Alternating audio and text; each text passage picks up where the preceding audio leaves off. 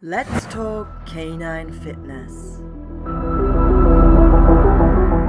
Hello, welcome to a special edition of Let's Talk Canine Fitness. I know it's been a little while since we've recorded, but this is going to be a really special podcast because rather than have Katharina and I discuss a topic, I'm going to interview her. So I'll be asking all the questions.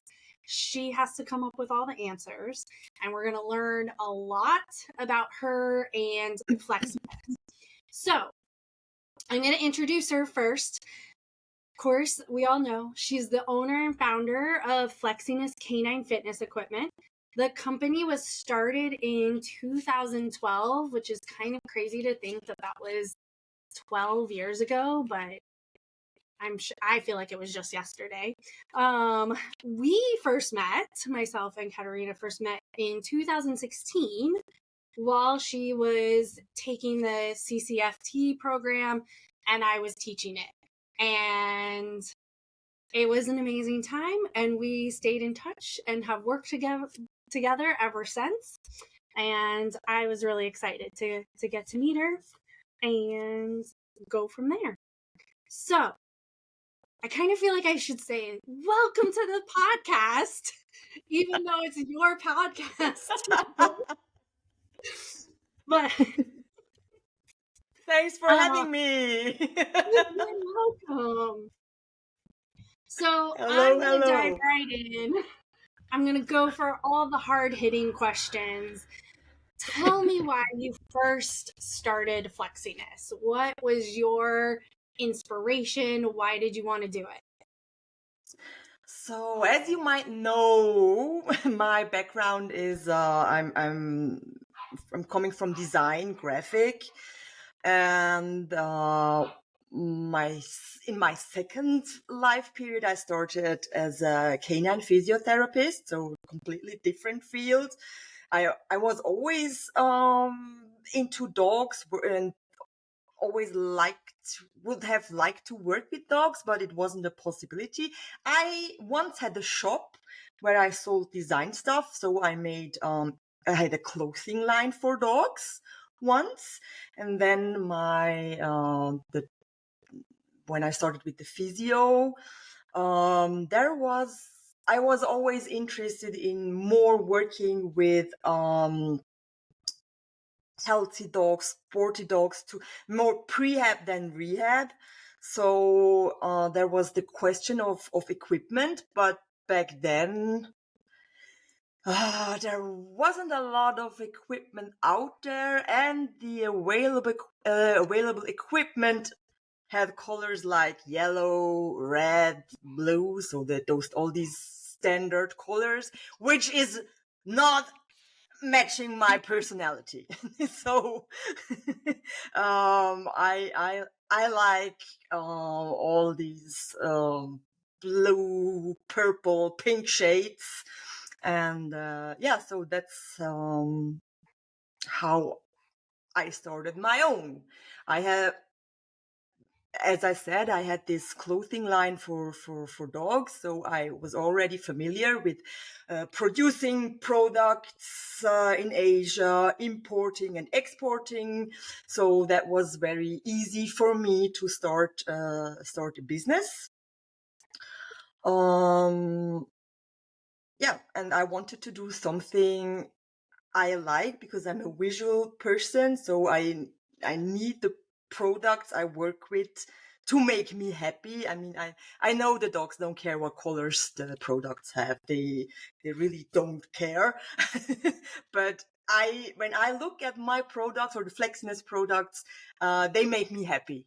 And that's what I wanted. That's why I started. And I started this for my girl Lexi. That's why the company's name is Flexiness. So we have flexibility, a little bit of Lexi in it. No, actually the whole Lexi in it. And then the Ness is with the F is the fitness part. So that's what Flexiness is. Very Did I miss cool. something? I love that. I just think it's so innovative, like the name, because most people like Flexiness. it makes very much sense to me from the like exercise part of like flexible fitness going together. But I also find it really cool that you brought your dog's name into it as well, and that she was a big inspiration for why you wanted to do it and why you wanted to create products. Yeah, that's the motor behind everything. I mean, in the end, I myself are my first client. That's how I breed my dogs. I breed for myself, and I produce these products for myself. This is why you will never get our friend Barbara. You remember, you know her. Her favorite color is orange. I hate orange. And she always says, "Can't you make a product in orange?" No, never. And if each and every single one of Flexiness clients make a petition to ask if the twin disc or whatever product is made in orange, no, that's not happening, because I'm doing these things.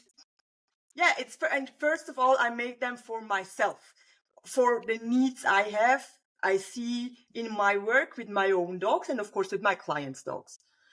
Yeah. I'm working with I have a brachycephalic breed, which is very difficult in Europe at the moment. We have all these animal rights people. They are banning or bashing these breeds as very unhealthy.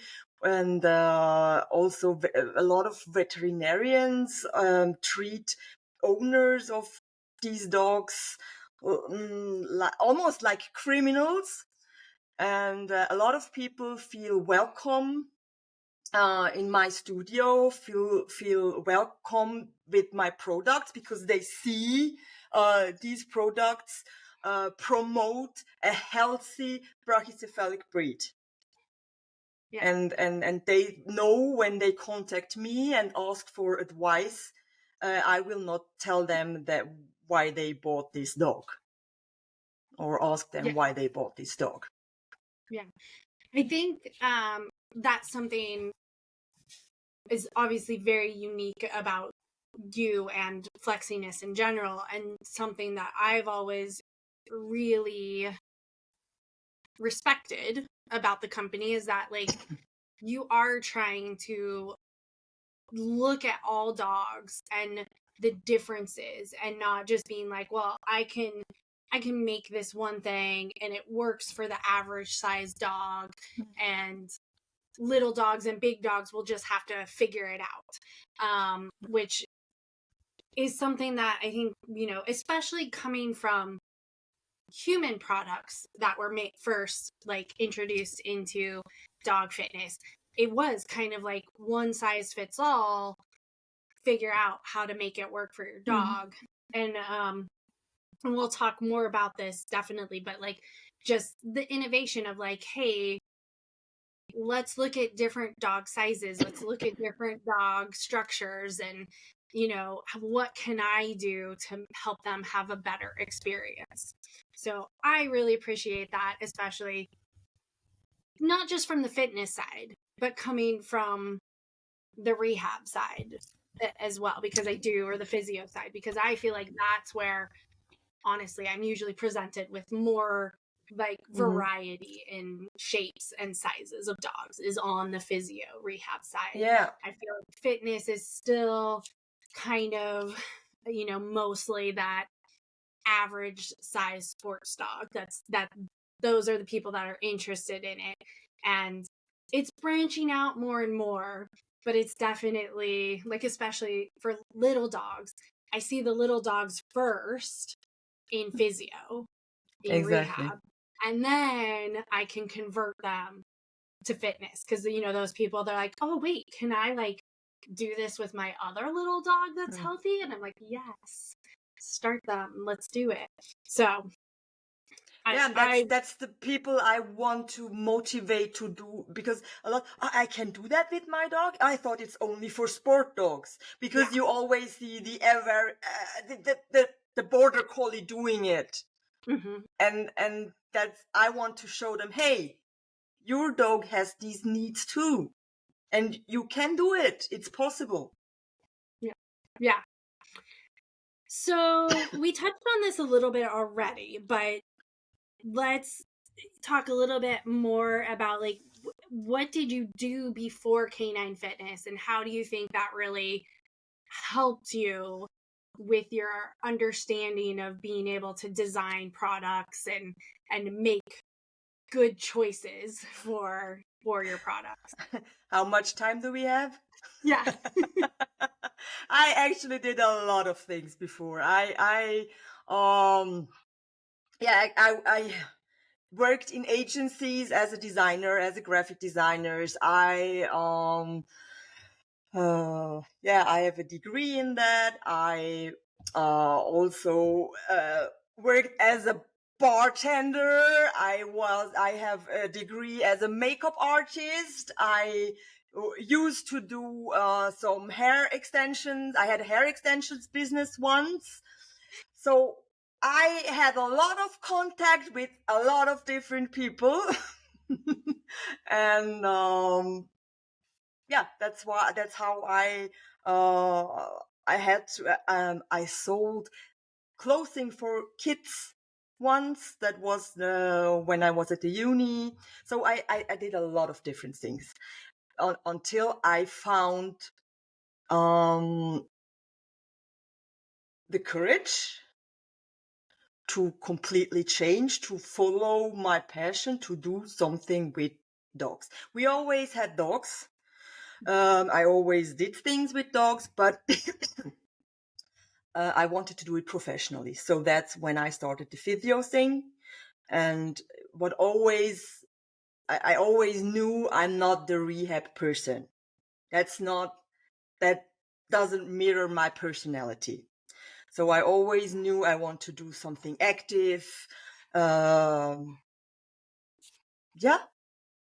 That's what I did in my life before Flexiness, before Gone What Work. I really appreciate about that is that you did the physio education. So just to kind of explain terminology real quick, because I know those in the US might not understand the words.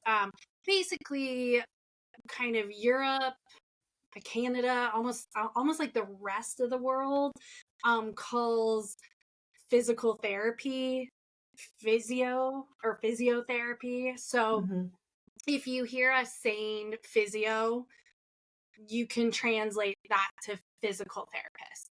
So, and again, just so people understand, in rehab, in animal rehab and dog rehab, there's kind of two ways to get the credentials to work with animals.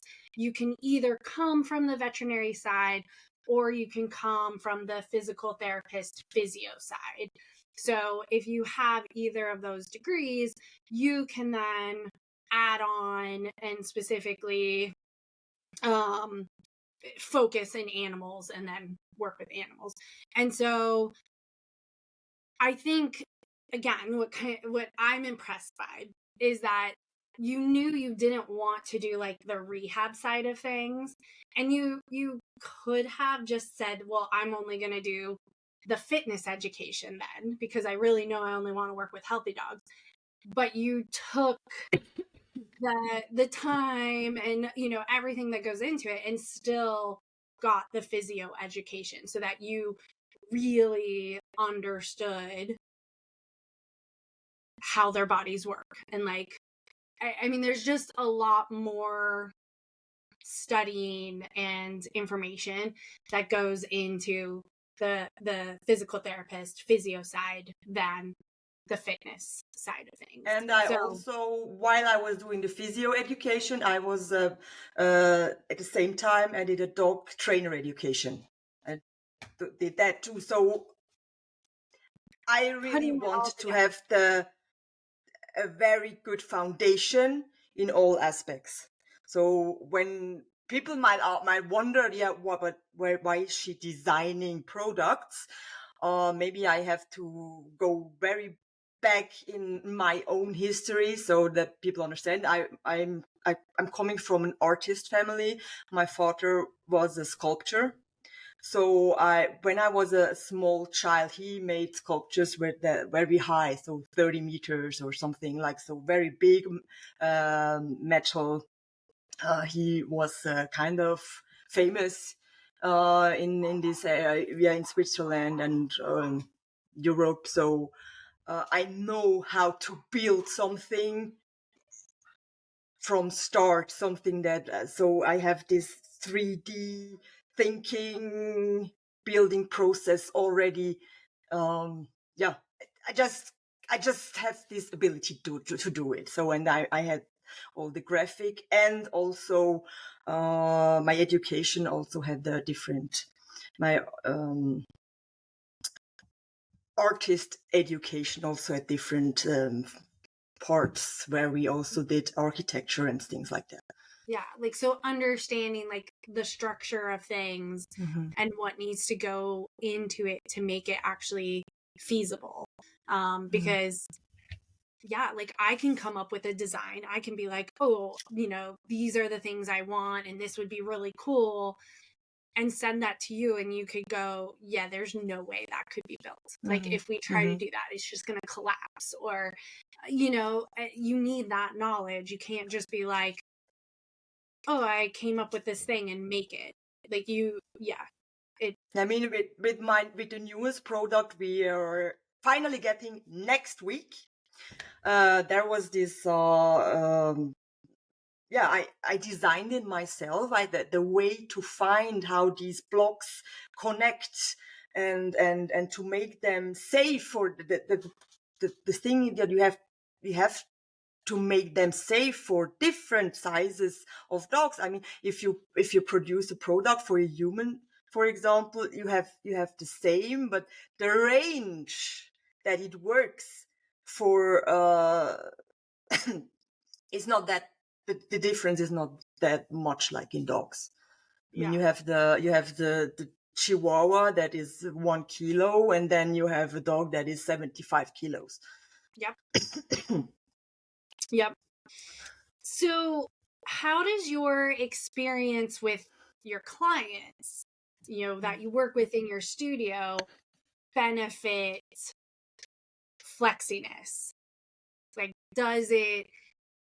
is that where you get a lot of your inspiration, is like actually working with the dogs? Or how does that work?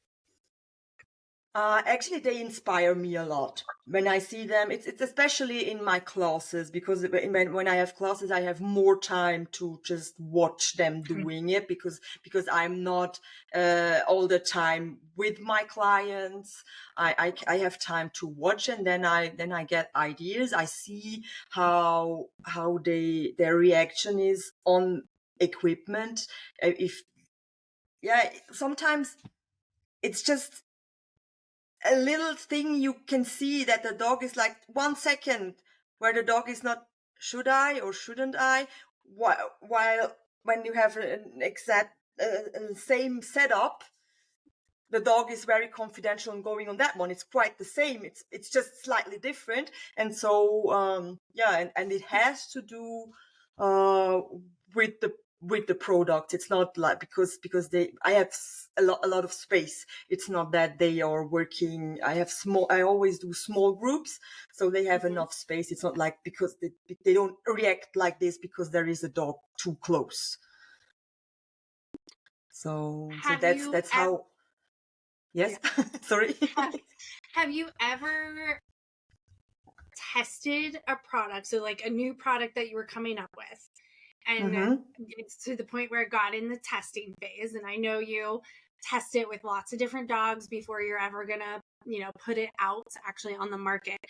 Have you ever tried something and just like immediately had to scrap it when it got to the dogs? Or is it usually that you test it and then you just have to make little modifications, or like So actually, I have to divide that one. I will start with the latest products we brought out. So especially when it comes to the product I designed myself, it's like we are going into this testing phase where we tested the material, how the composition of the material.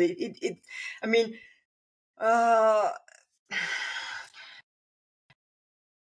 I had this one product I really liked because of the size, but I didn't like the texture of the product, and I didn't like how it was. It worked very good with. It worked with well-trained Boston Terriers, but when it came to bigger dogs, to heavier dogs, dogs with less impulse control, they just stood on the edge, and it was like flat there, and things like that. And these are things I try to improve in new products. So when I see things like that, I don't want the products to be slippery, and I want them to be also inflatables. I want them to be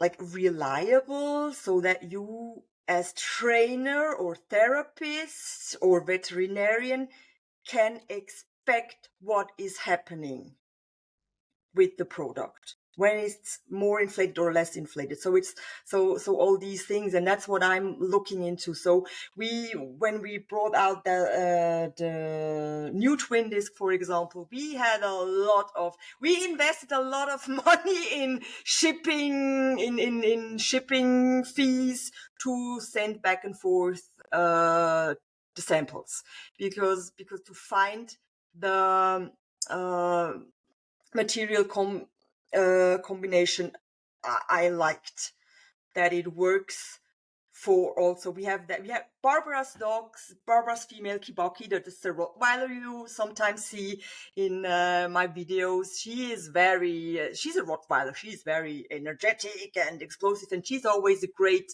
for me, a great response to about when it comes to material composition. So yeah, we sent back and forth, and I had sometimes when it comes to newer products, we make a 3D sample first, just to test to test the form and structure. So obviously, when it's an inflatable, it's just to test the form and maybe if you have a structure on it. So but with the stable platforms, the new upcoming product, the Flex blocks, the first samples were bigger than the ones that are now coming, than the final product, because I had this idea to make them, and they had a different pattern than we are producing now, than the final product has. So because sometimes it's just like, it looks great on the design, it's great in your head, but then when it comes to the product, it's just not. It could be better. It's just like, it could be better, and that's what inspires me myself. I always want to be. I'm very competitive. I always want to be better. I always compete with myself, and I want to do better too. So it's when a product comes, a new one, it's like, how could I have done better? What can I improve on that product? So yeah, that's my mode. I like that. Yeah. I'm always challenging myself. How long, like on average, might it take from the time that like you come up with the design and like the time it goes on market? Like on average, about how long does it take? That's a great question, and sometimes it's very different. It's really different. Sometimes it's I have my ideas. I mostly have when I'm driving in my car. that's it. That's the next hit. So that's how I made the stacking bars, how the flex blocks were created, and also I think the paw disc. I can't remember. I had a harder time figuring out the final form of the twin disc, because that was something I thought for about 2 years till I had. But with those car ideas, I immediately record my idea when I'm driving. I record it. That's why I speak to myself. What are the specifics I want to have? Then when I go home, I start my laptop and start the design process. So if I'm quick, I will send it to the artwork team in the factory the next day. Wow. If I'm quick. If not, when I'm, for example, with the flex blocks, where we had several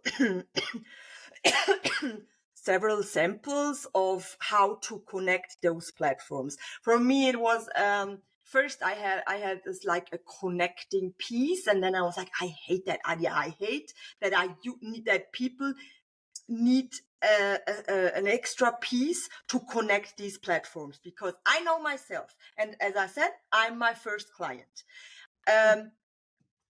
Where is this piece? I know it was here, it isn't here. So I'm like, oh, and so this was, I can't do it like that because I don't want to annoy myself. So I send it to the artwork team, and then I was like, no, I'm not happy with that. That's not good. So I made another design. I sent it again, and I was like, no, I've had a better idea. And then I did I came up, thanks to my partner. He was like, why aren't you? He sometimes is really useful in this process. I'm lucky he's never listening to this podcast. So he had an idea, and then we made this.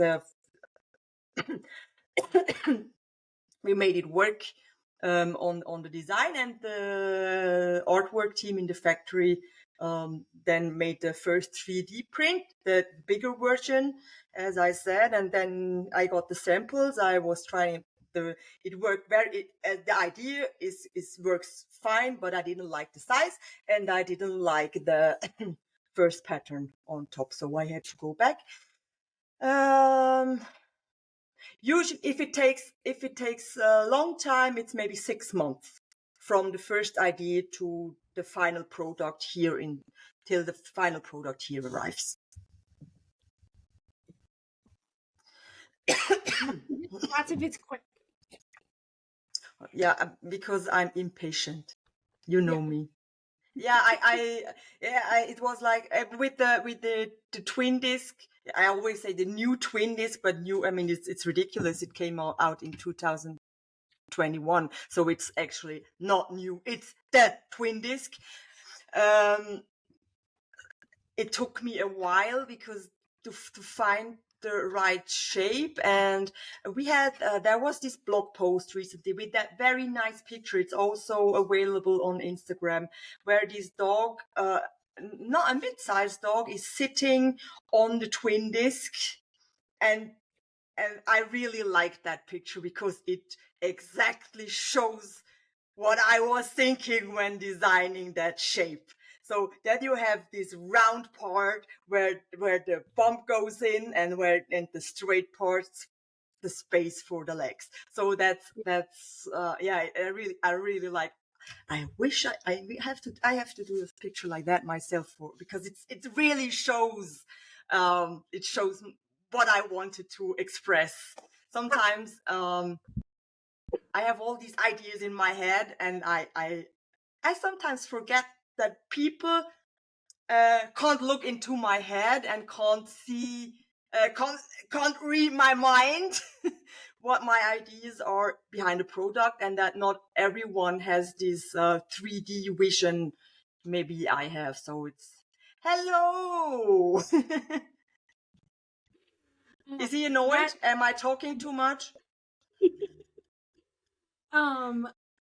That's really cool. Like I think it's really important for people to understand, yeah, everything that goes into it. Because, you know, on the other side, all we see is, oh, there's a new product available. And, you know, there's a lot of behind the scenes work that goes into making these products before they ever even get on the market. So yeah, I mean, it starts with the pattern. For example, if you have a structure on it, it starts with the shape of how the distances between those knobs. Do they work with different paths? How is the curve, and so on? These are all things that you have to consider, to take into consideration, and it's a process that is time intensive. Sometimes it's also heartbreaking, because you realize it's not possible at this point to realize this idea, because somehow it doesn't work. And it's but I like that. I really, that's what I love. I can say I'm a very happy, or maybe people that believe will say I'm a blessed person, or I see myself maybe as a blessed person, although that's another topic. Because I can do what I really like to do. I'm living my dream. One of my friends, she always said, when are you going on holiday? When are you? You will have a burnout. No, why should I? I do what I like to do. Although I'm working 7 days a week. Okay, but it's not really work, because I really love what I do. And maybe that's like my products are my kids, my family. mm-hmm. Because it's a process. It's like birth. You give like birth. I don't have kids, so don't be offended, those out there listening to this that really gave birth to something. I only have dog kids that I help giving birth, and my products. So it's like, yeah, they are my kids. So yeah. maybe. What are your future goals for Flexiness? Like where do you want to take it? What do you want to achieve with it? My goal is to be better than yesterday, to improve, to produce products that help dog owners, trainers, therapists, veterinarians to bring the best for their dog, to support them, I mean, it's such a young field, and we have to improve to become better, and that's my goal, just to be better than yesterday. I mean, and I think you can I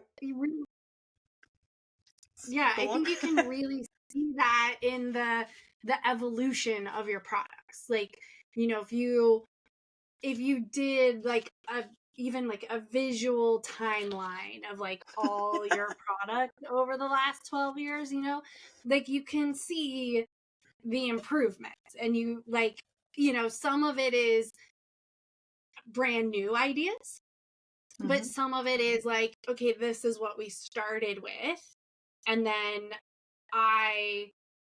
you made it more specific for the dog's needs, right? Like I mean, even like I said, just looking at a visual of it, I think you can see that evolution and improvement. But part of that is also the fact that, like, when you feel like you have improved a product and made it better and made it safer, you know, you no longer sell or, you know, continue to market the older product, the product that's been improved on. And I think I think it's honorable, because it is all about, you know, improvement and safety. But as a business person, you could argue like, oh, but some people may still want that and I'm not offering it anymore. What is your thinking of like why you don't do that anymore? Like why you say, okay, this product's better. This is the only one I'm going to offer now.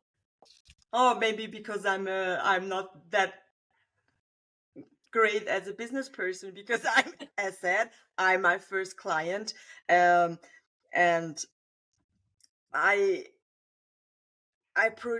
if I'm not convinced this is the best at this time, I can't say what is in 5 years.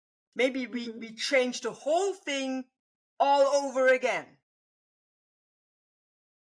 All the products I designed today or yesterday, maybe they are all gone. I don't know. We will see. I don't think this will happen, but if there is, if we have space to for improvement, I have no problem in letting go. Because in the end, I do this for the dogs.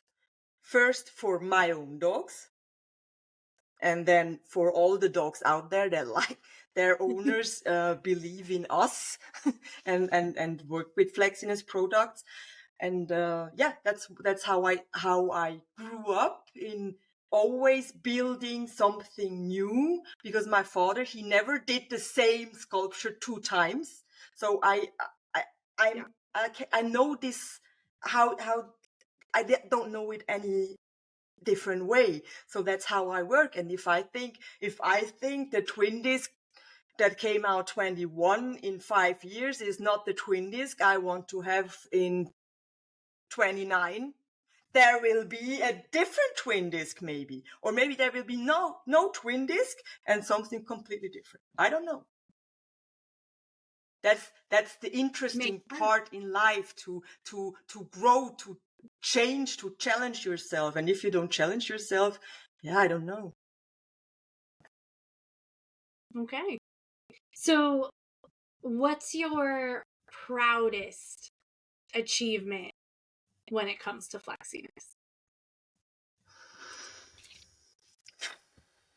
Oh, you are coming with the very difficult questions. What is my proudest achievement? I think my proudest achievement is there is a piece of equipment that you're like, this, when I came up with this, I was like, yes, this is I'm so proud of it. Or maybe a dog that you worked with that you felt like, you really helped. I don't know.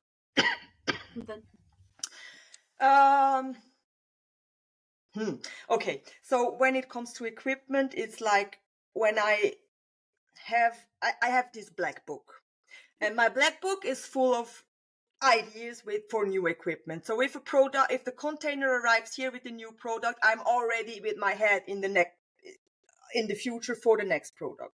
So I love all my products. I love them all, but I'm proud of what we have done the past 12 years. But my proudest moment is also, I love all the dogs I work with, because I work only with clients and dogs. I really feel the connection. I don't take every client that I want to feel the connection to the clients.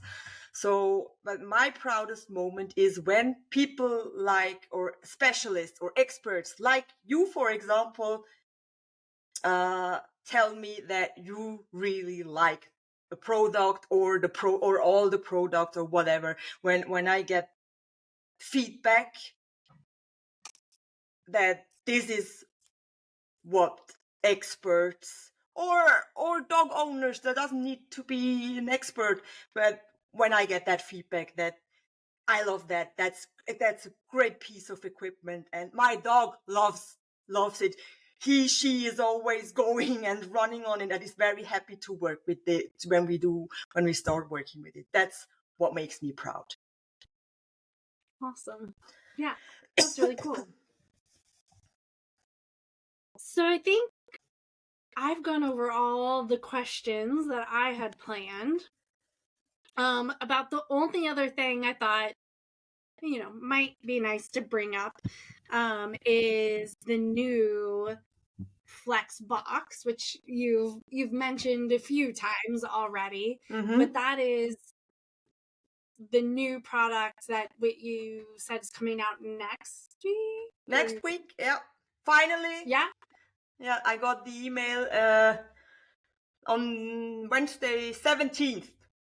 The container arrives. The container arrives. Wow. And that is it's like a platform, but like you're saying, like it connects together so you can make different sizes. I have one here. So this is it. It's quite small. Yeah. It's a stable platform. So enough advertising. I mean, there are already very great stable platforms out there for dogs. Stable platform for dogs. What was your goal with this specific product? Like, what was the problem you were trying to solve? Since, there are lots of other platforms out there that people use.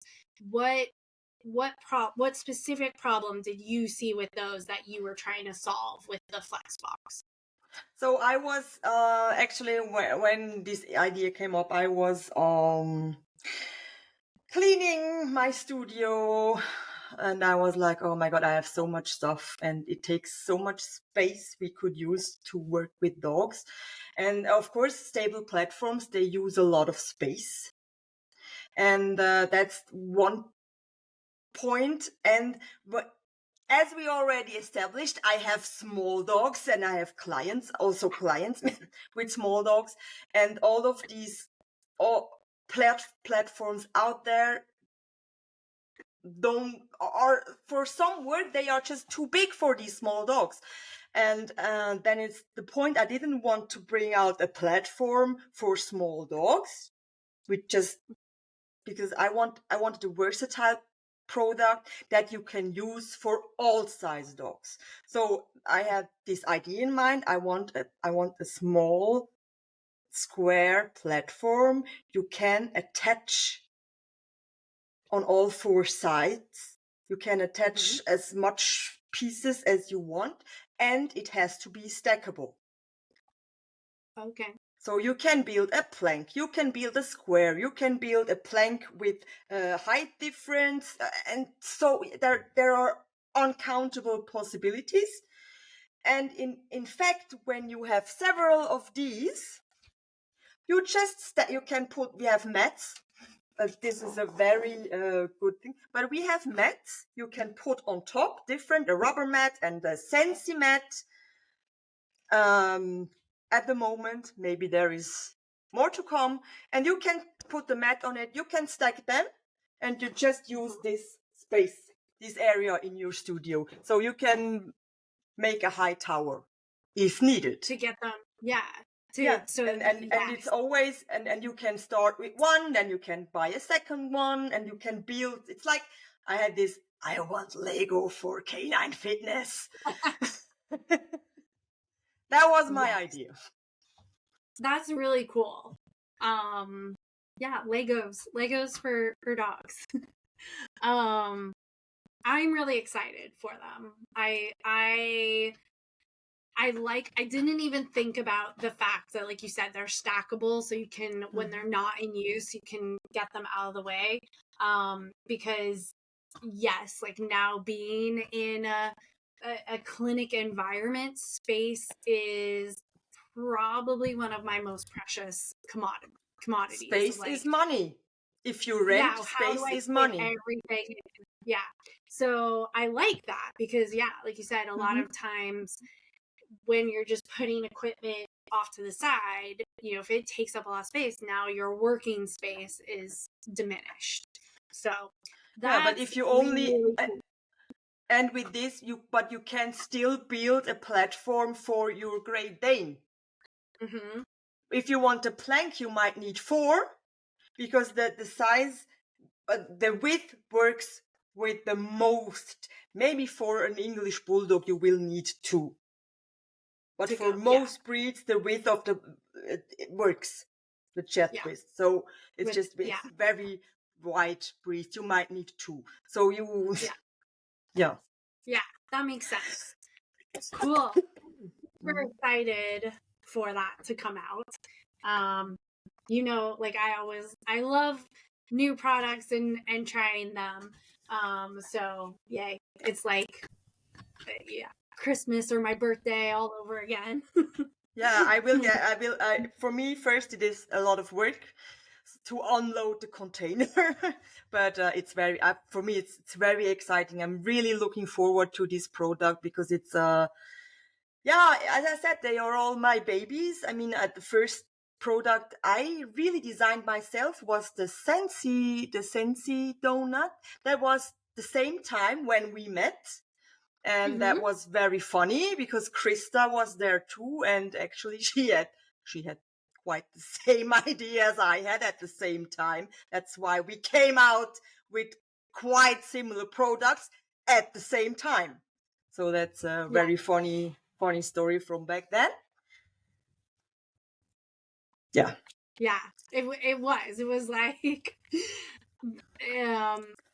you know, we all, I say we all, but like those in the profession, I think, had been giving the feedback on a regular basis of like, hey, this equipment it's not the right material, it's slippery for the dogs, like there's these issues because it was coming from the human side. Yeah. So I mean, definitely the Sensi donut was one of the first things that was made more specific for the dogs. It was, but I still wanted the idea, the difference of the two products that came out quite the same time was I didn't want the knobs all around the donut because I wanted to. That's where this versatility thing started. I wanted to create something that has these two sides to give therapists, trainers the offer, the possibility to work with both the smooth side and the knobs. Same, yeah, and all these, most of the products, I would say, if I just look at it, maybe 90% of the products, they all have these, also sometimes hidden things or things I never mentioned because for me it's that obvious. That I forgot maybe to mention it, but it's hidden things to use the product in a different way. Yeah, because that was the same with your. Was it called? Did you call it the Sensi peanut that had? But the Sensi peanut, that was actually a white label product. So that was one of my first. That wasn't designed by myself. But as we already talked about this, my goal is to have my individual line of product. I don't want to have the product that is just this brand has the same product in orange with different. It's the same product. I don't want that. For me, from the business aspect here, it was a great way to start the business, to test the market, because when you buy 1,000 pieces of something, yeah, that's an investment you're doing when starting a business. When you get 50 or 100 boxes of a product and you can't sell it, I mean,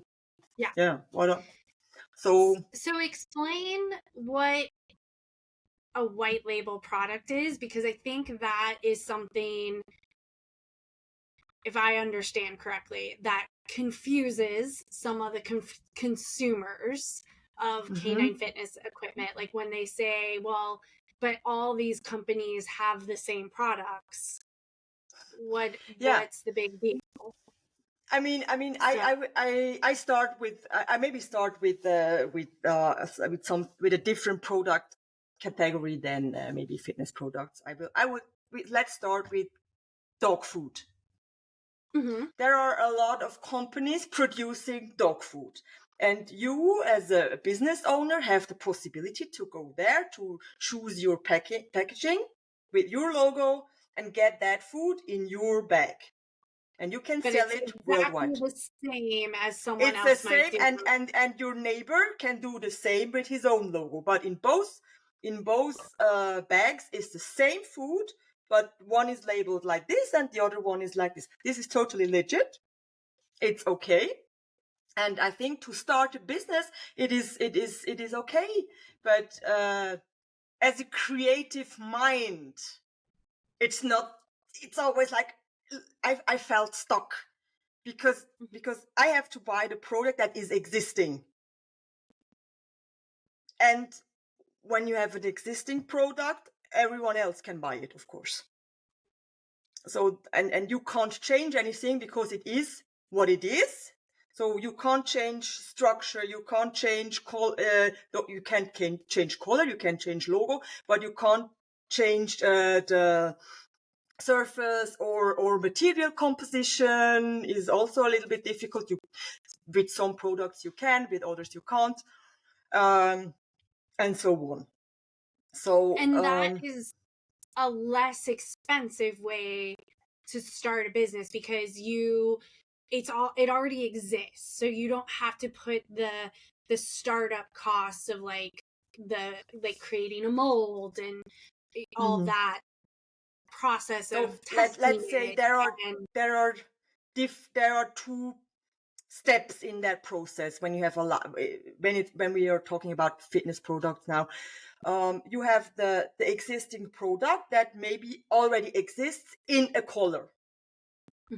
So when you buy an existing product, you have lower minimum order quantities and you can print your logo on it. Or if you don't want to print your logo, if you want go less and with a lesser quantity, you don't print a logo on it. So you can buy maybe, just go on all these websites where you can buy it. So you can buy 10 pieces and you then at home make a sticker, put a sticker on it. Then you can brand it where this logo is on the product, but still the same color. And then the third step would be you produce said product in your color and label it with your logo. So these are these three possibilities. Maybe there is more, I don't know, but these were the steps steps I'm familiar with. But this was at the point that wasn't enough. It wasn't enough for me. If someone is happy with that, it's okay with me. It's not enough. I want to improve. I want to give a product my idea. I see what my dogs need, and I want to give it to my dogs, to my training. Yeah. It's just, that's what I'm realizing, what I try to realize. Yeah. And then it's a lot more investment when you're doing that because of course.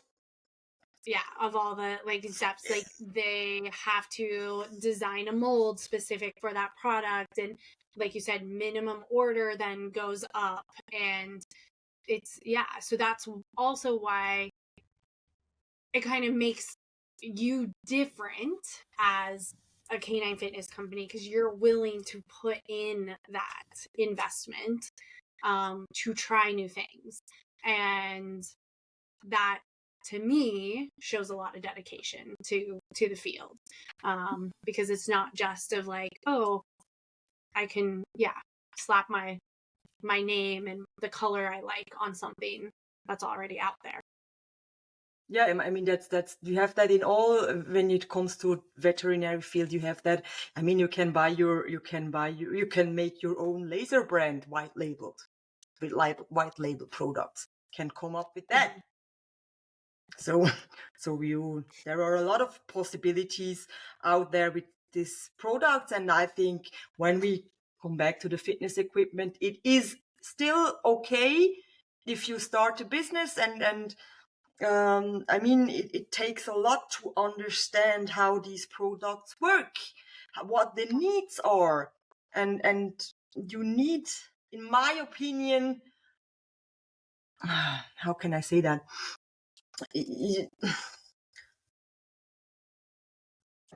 I'm not very fast satisfied with something. Yeah. There might be people out there, they are very satisfied with do-it-yourself things, or with your average IKEA product. That's not, in a world where you can buy Apple, I buy Apple. That's how I am. And that's what that's my goal. Yeah. I get it. I want my products to be pretty. Mm-hmm. If only I like them, I'm fine. I'm completely fine with it.